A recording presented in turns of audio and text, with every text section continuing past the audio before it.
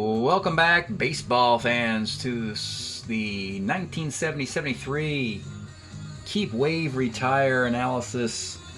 We've been running these on Tuesdays, looking at data, spreadsheets. Thursdays, we'll be looking at cards. Saturdays, we got the game of the week in the Fall League in 1977-80. Last time, I think we did a look at waivered guys in the 70-73 season and saw that the list is represented, but not particularly amazing, which is probably good. I don't see any obvious mistakes. Guys are put on waivers who deserve to be put on waivers. We've also looked at some retired guys who are still technically not retired, but they probably should be. We took a look at the last chance guys by looking at their cards. In this particular case, I've also got the data sorted to identify who was a last chance player. Give them the final crack. They've had 3 looks at their card for a particular year of 1970. The first year is what I call the last chance. In this, it's 1970 to 73, so the last chance year is 1970. They've been ignored 3 times. We've also taken a look at some keepers by looking at their cards. Tonight, though, we're going to look at the Carryons, the guys who are they're already in the league. They're active players. But the analysis is to take a closer look and see if we can improve these guys. I'm going to skip down for a moment to a team last year who did a lot of this improving. And that's this Las Vegas team. And when I say the improving, is that they had Tommy Davis, they had Jim Rowland, they had Ken Berry and Woody Fryman, all with their 1969 cards, or 70 cards. And they used draft picks to improve all 4 of them. And when you improve a player who's on an active team, you still have a roster spot to fill up. So they did the risky move of improving their players. They start the draft with 12. There's 8 rounds of the draft. And they don't get to 20. They get to 16 because they've basically just replaced one of their existing cards with a new one. It was a calculated gamble. It paid off. Having Tommy Davis improve, having Jim Rowland improve, Woody Fryman and Ken Berry in these years of 71 and 72 helped Vegas win the division. But it also meant that in the 69 year, they would add lesser players in 70. So this analysis tonight is going to take us through half of the active players and look at the take a look at the teams and see, are there any active players who we could improve?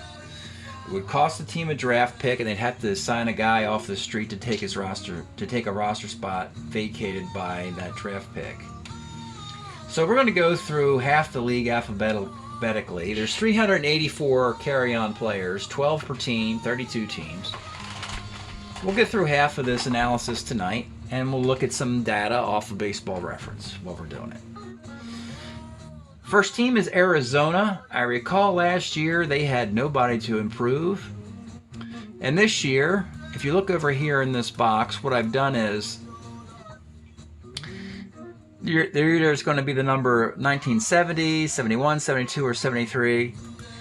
The missing number is the current year player. So you're going to see that there are 6 70 cards. There's 4 71s, 2 72s, and of course 73 is the new season, so they're all rookie cards, first year cards. So the only player here of note was Steve Braun, and we'll take a quick peek at Steve. And what I do is I highlighted a year, and if it's just for information at this point, if I strongly think that it's a definite move, I'll highlight it with some shading.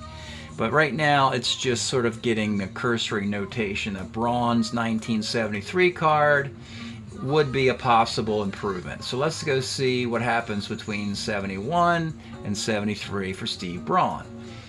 So 71, He's got a 694 OPS. 73, he's got an 845 OPS. So in my eyes, that's worth improving.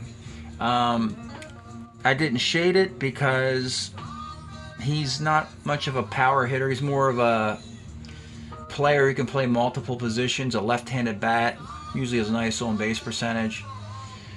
But if you really want to get a lot more stick out of him, you could forfeit a draft pick by replacing his 1971 card with his 73 card. And that's about the only move Arizona can make to improve the team internally. So that's the first team analysis. We'll go to the next one. So that's the format here is, if you look over in this box here, if you see a highlighted year, I'll go through and analyze it. If you see a solid color here, it means it's you know, push the button and make the deal. Right now, I'm not sure that Arizona would do that. They might just, you could simply just wait until his 71 card is up in 2 years and then just move it up to 73. It doesn't cost you a draft pick. So you could say, well, let's just use the 71 Braun card for 2 more years. In this season, and then in the 71-74 season.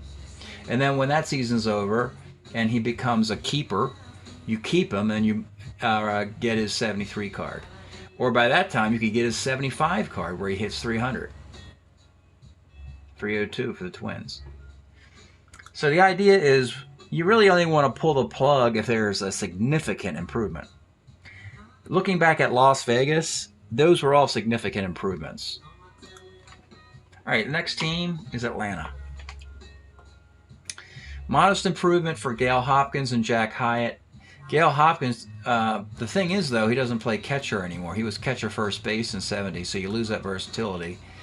Jack Hyatt was known for on-base percentage. It's a minor bump in 71.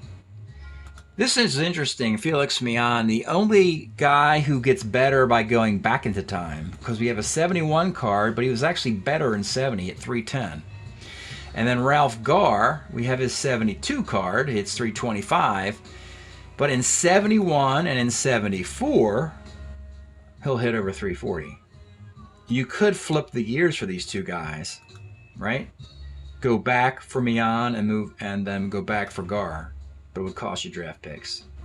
Again, I didn't do a solid highlight because, you, like I said, the best thing to do is just ride the player out unless there's significant improvement. All right, the Orioles. So here's a tricky one here. So here we have the case of Davey Johnson. And the reason this is highlighted in orange is because this is a monster year of Davey Johnson. Let's go take a look at that. We're talking about a guy who had single-digit home runs for the Orioles. 10 in 67 and then 10 in 70. He had 18 in 71, then he dropped back to 5. But there it is, 1973. He hit the 43 home runs for the Braves in the small ballpark, 916 OPS, 13 MVP votes. The way I do this is I'm not going to let the Orioles get that production. So the Orioles have an option to either just leave Davey Johnson alone in 70, and then they have the rights to him in 71 and 72, or they could just wait for Atlanta to call and say, you want that 73 card, and they could make a deal. Now, the deal that Baltimore did actually make in 70 for that was a trade for Earl Williams. But I'm not going to I usually don't make the same exact trades. We saw that in the, or actually in this offseason, where Sparky Lyle goes from the Red Sox to the Yankees for Danny Cater. I didn't do the exact same transaction. I tried to make it a little bit more interesting. You're making trades and you know the result. So I'm not going to make a lopsided trade when I know the result. I'm going to look at the transaction here, and the Orioles in 72 traded Davey Johnson, Pat Dobson, who was a 20-game winner, Rorik Erickson, and Johnny Oates for Earl Williams and Taylor Duncan. So that was a terrible trade. The Braves won that one. So the Braves will still end up with Davey Johnson in a couple years. The compensation will probably be a little different. If the Braves wanted to do this trade now with the Orioles would ask for an arm and a leg and something else. So I don't think the trade's going to happen yet. All right, not wanting to belabor this much longer. Jim Palmer, his best of the 3 years coming up is 72. And Pat Dobson also, believe it or not, coming off of his 20-game season, he has a better year in 72. The wins don't come, but the performance is better. Let's keep going. Boston. All right, George Scott finally gets a Gold Glove, or his best Gold Glove year would be 73. Not necessarily that important because we know Yastrzemski can also play first. Tiant, his whip is the same in 73, but he also goes on rotation. The big player here is Bill Lee. Now, if we want to make the move here with Bill Lee, let's take a look at Bill Lee here, the spaceman. We find that he will go on 3 days rest in 73. Here's the card. He's an all-star.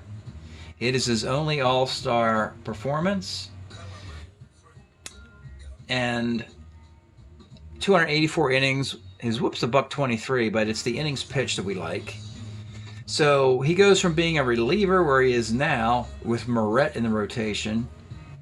You would put Bill Lee as the number 2 starter right behind Sonny Siebert and move Moret to the pen. It's something Boston can do. All right, next player, next team, the Expos. Not much going on with the Expos. Steve Ranko's 71 card gets better in 73 by a little bit if you really need to improve their pitching. Bill Stoneman gets a little bit better in 72. It's his only year as an all-star for the Expos. Could be because the Expos aren't particularly good. He becomes their lone all-star. And again, you could just wait because these are 71 cards. So you just wait till 71 expires, then bump up to 72 and 73. It becomes more significant if it's a 70 card. Let's say you got a 70 card and a 73 pops up. That you get 3 years of that. So it's much more interesting when that happens. All right, California next up. Eddie Fisher gets a little bit better from 70 to 71. Now they traded, this is an interesting timeline situation. They traded for Don Baylor last year with the Orioles. And let's take a look at Don Baylor because he doesn't go to California this soon, right? He's your 1979 MVP with the Angels. But he stops in Oakland in 76 and part of the Ken Olsman trade, I believe. He has 25 homers with the Orioles in 75. So he plays 3 full seasons with the Orioles. We made this trade earlier, way out of sequence. And the reason for that is to have him play for the Angels for this entire period. So if they want to, they could bump his 72 card up to 73, where his OPS improves by 50 points. Not much of a big deal, really. All right, the Cubs. This is a really curious one. Only one guy, and it's Billy Williams. And you're probably thinking, are you kidding me? He has a magnificent 70. So, but in 72, look how close it is. So, you got the 70 card for 1 more year. Or if you want to bump it up, you can get the 72 card for 3 years. So 72, his batting average is up a little bit, slugging up a little bit, 1,005, 2 MVP votes, all-star. Imagine he wasn't an all-star in 1970. So, yeah, man, you could definitely either way. But it'd be nice to get that 72 card rolling now instead of waiting till next year. All right, the Chi Sox. All right, looking at individuals, Mike Ryan, known for his arm, acquired in a trade. They wanted a defensive catcher. Ryan always has a nice throwing arm, never hits well. 73 is probably his best year offensively. He hits like 230 instead of 200, so that's why that's there. Bill Melton's 70 and 71 are almost identical, but he gets an all-star game bid in 71. LaFay as utility infielder. Pretty much similar numbers, but in 71 he's got some power. All right, 72 Wilbur Wood. We love the 71 Wood card. In 72, he's allowed to pitch on 2 days rest, which is something I'm not crazy about him doing. But if you want to bump up from the pitch on 2 days rest, you're more than welcome to. I don't want to do it personally. As far as how I compete, how all the teams compete with each other, 3 days rest is fine enough. The way the days off are scheduled, he would pitch. He pitched almost half of the White Sox games as it was already, or a high number like that. Tom Bradley gets better in 72. And Forster was brought into the league last year with a 71 card, and that was probably an oversight because it is a pretty big jump to get to 72 Forster. So 71 was his rookie year. He's 19 years old. We brought that card in the league with a .138 whip.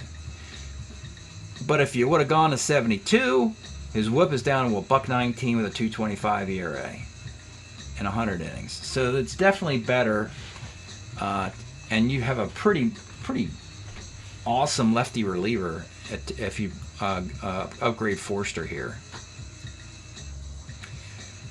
All right, we got about half of the teams, a quarter of the teams we've been looking at. We're about halfway through. We'll take us through to 192 cards, and then we'll call this a wrap. Let's continue now to Cincinnati Reds. All right, I got a player highlighted in orange here with an exclamation point, and it's Dave Concepcion, and we'll take a look at the reason why. So, we got Concepcion's rookie card in the year of 1970 in the league, because he hits 260, but the defense is pretty poor. 71 and 72, he just could not hit, right? But in 73, he finally puts it all together. He hits 287, and he goes to the All-Star game, and he's got better range. That is worth getting into the league now. You know, because you're talking about three, you know, you've got this year with no defense and then 2 lousy years. It's worth it. Particularly, you're going to get this Dave Concepcion on a 1970 Cincinnati Red team with this kind of performance. And the Reds are always playing for the World Series through this timeline. And if you don't have Joe Morgan yet, and you got to play a season without Morgan, you might as well find every single improvement you can. So having Tommy Helms at second as a Gold Glover and Concepcion at short, that's really going to help this Reds team. So this is a definite move here, in my opinion. I highlighted Bench here at 72. Of course, he's not better than he is in 70. Let's take a look at it, because he's Johnny Bench, right? So he wins the MVP both times.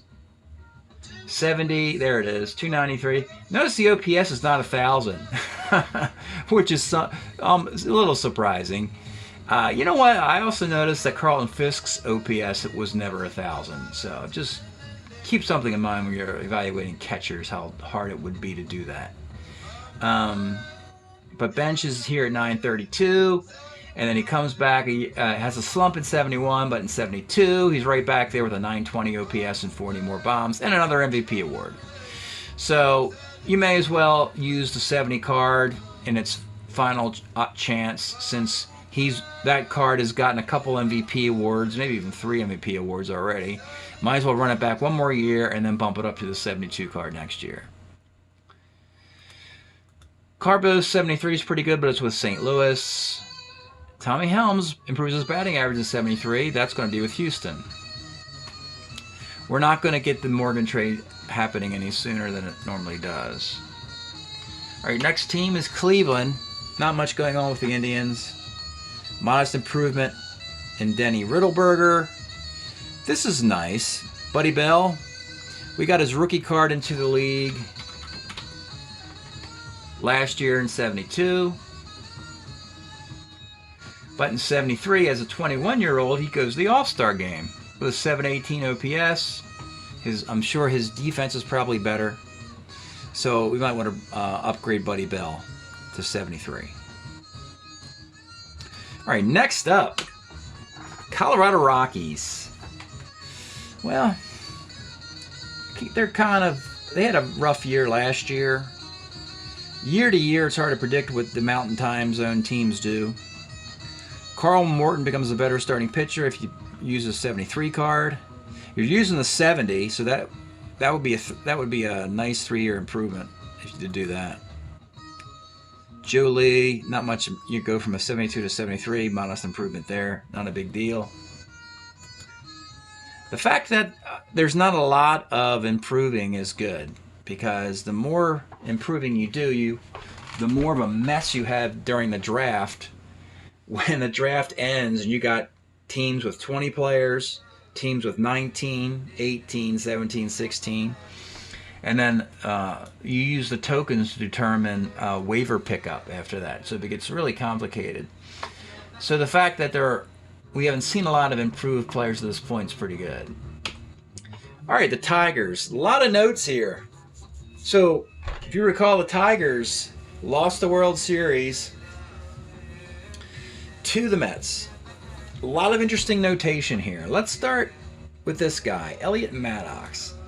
Now, if you recall, the big lament for the Tigers was how weak they performed on the left side of the diamond at third and short with Kevin Collins, Dick Trzeski, and Elliot Maddox. So let's take a look at Elliot Maddox. And this is a really good utility player, played the entire decade, very useful, cool player. But he needs a little bit of time to improve his defense and to improve his bat.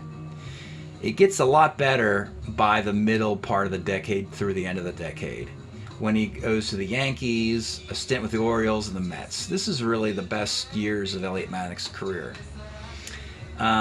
We have a 70 card, and when you look at the years of 71, 2, and 3, it's not very good, is it?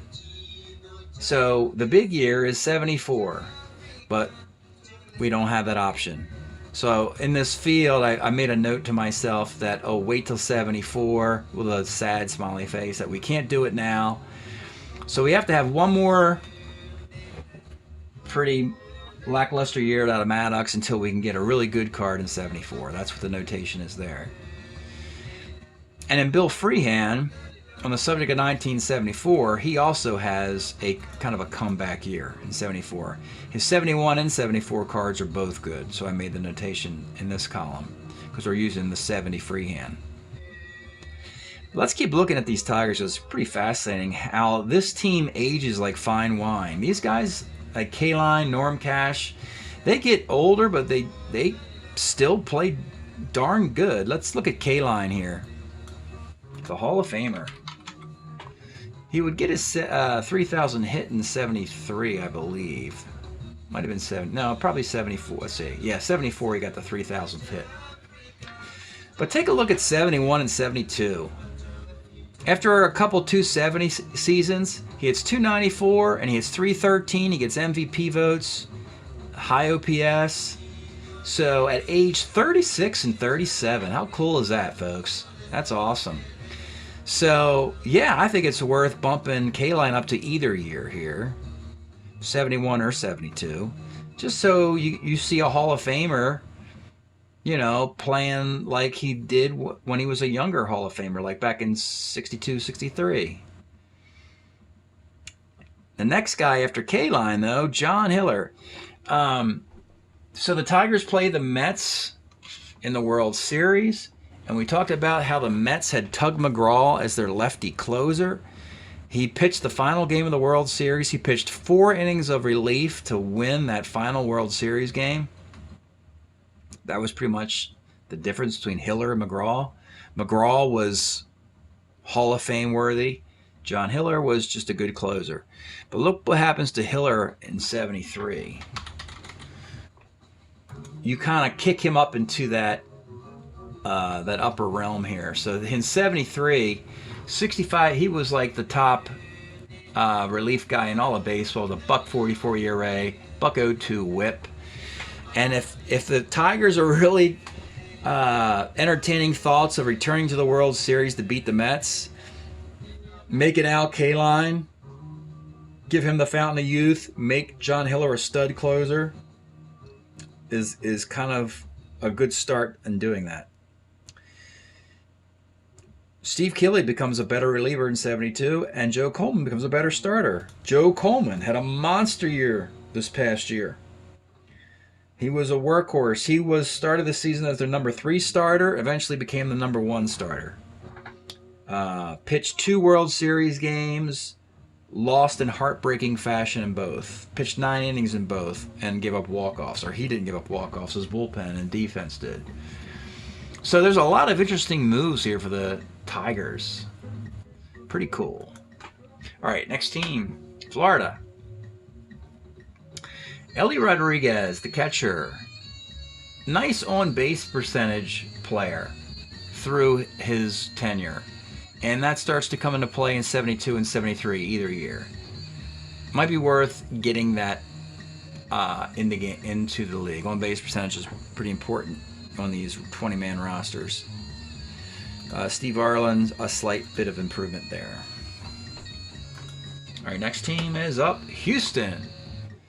All right, starting with Tommy Mccraw, I made the same note that he's had a pretty mediocre performance with his 70 card, but 71, 72, and 73 aren't any better. You got to wait till 74 till you get a better performance.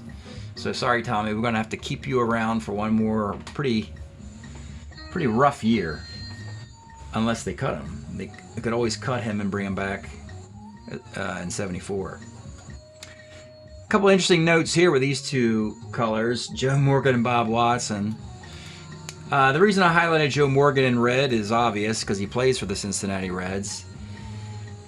And the Houston Astros have written lots and letters to the commissioner saying, please let us keep Joe Morgan through 1971. Do not make that trade happen sooner than that. He's our guy through 71, and we won every darn year. So it's pretty much going to happen. Morgan will stay a Red in 70. Excuse me. He will stay an Astro in 70 and in 71, and then he will be traded to the Reds, where his performance will go up beginning in 72, 73. But the good news for the Astros, even though they lose Morgan by 72, 73, is that Bob Watson has some lights out years beginning in 72 and 73, and it's worth doing that now. You got the 70 Watson, but it's worth. Let's take a look at Bob Watson actually, since we're doing a baseball reference here, and you'll see why. So we got a 70 card in the league, which is okay. Half a season, 272, 768 OPS. But by 72 and 73, 312 seasons, 841 and 850 OPS, MVP votes, and an all-star performance in 73. Worth getting that. Definitely worth getting that. Particularly while you still have Morgan and while you still have Jim Wynn on this team and Cedeno. See if you can, if you're the Astros, you want to try in the next year or two to win the National League West with Joe Morgan before you have to let him go in a trade. So that's what the Astros are up to. Another interesting guy here, Doug Rader. We have his 71 card in the league. But in 72 and 73, better performance. More power. 71 card, all the power is just against left-handed pitching. But in 72 and 73, he's got power versus righties and the Gold Gloves too. So you might want to bump him up to that. All right, a couple more teams, then we'll call it. We got the Royals. Interesting here. Horacio Pena was acquired in a trade last year, and they only needed a 70 player, and they're going to luck out because Pena has a good 70, but he has an even better 1973. Here he is with Oakland. So the fact that you're taking a player away from Oakland, that's what you could do with Horacio Pena. If you're wondering why Kansas City would do that with Pena, but Houston would not do it with Joe Morgan, is because the Hall of Famers I try and keep in their Hall of Fame trajectory. I'm not going to have like Johnny Bench play for the Toronto Blue Jays or Brooks Robinson play for the Atlanta Braves. You get the idea. The Hall of Famers are going to match their team trajectory. It's guys who, look, in the case of Pena, you see, He played for Cleveland, Washington, Texas, Oakland, Cubs, Angels. So the Royals can bump him up to that card. Also, Amos Otis, let's take a look at him. He's not quite a Gold Glover yet. He's, he's just debuting a 70 card as an everyday player for Kansas City. He did go to the All-Star game, but that might be because the Royals probably didn't have a lot of representatives. But it's worth 71 or 73. He hits over 300, gets more MVP votes, more power. 26 homers and 73. It'd be worth bumping up to that for him. Interesting, too, about the Royals, when you're looking at third base, and I mentioned in previous videos that I think this team can compete for a World Series before George Brett arrives. Well, the third baseman is Paul Shaw, using a 71 card. And if you want to push George Brett back even further, you can, once Shaw's 71 card is over with, you can bump him up to the 73 card. And therefore, that's probably the end of the line for this player. And then you could wait to 74 or 75 before George Brett arrives. By that time, Kansas City will be a perennial contender throughout the rest of the decade. And the last team we'll do tonight is the Dodgers.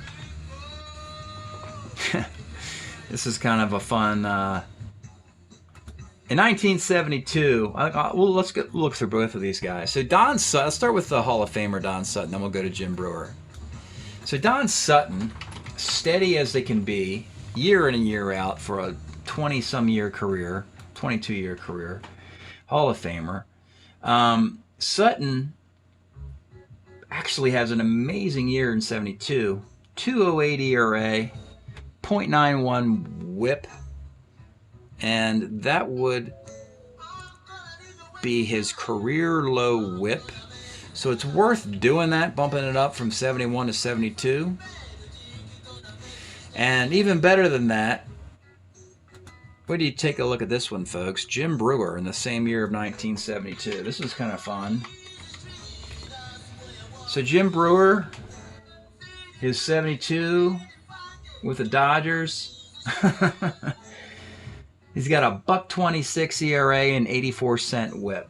Basically a Strat-O-Matic card. It just has columns 4, 5, and 6 are kind of lumped together, and it just says "You're out" underneath it. There's nothing on the card. So if you roll a 4, 5, or 6, don't roll the other 2 dice. It just says "You're out." You got to check that card out. I'm kidding, of course. I am kidding. But let's look at the splits, and then we'll call it a night here. They're pretty cool. When you see what happens to right-handed batters in 72. So right-handed batters in 217 at-bats, which is a lot of at-bats for a reliever, I guess, hit $1.43 off of Jim Brewer in 1972. Yeah, there's no on bases on this card. So that's the card you want to get into the league. 72 Brewer, 72 Sutton, and suddenly the Dodgers, if they can get some power on this team, can be competing for a World Series. Okay, we're going to stop it right there for tonight, and we'll pick this series up next time. We will go into the final 192 players to get to the 384. All right, thanks for checking out the video. We'll see you next time.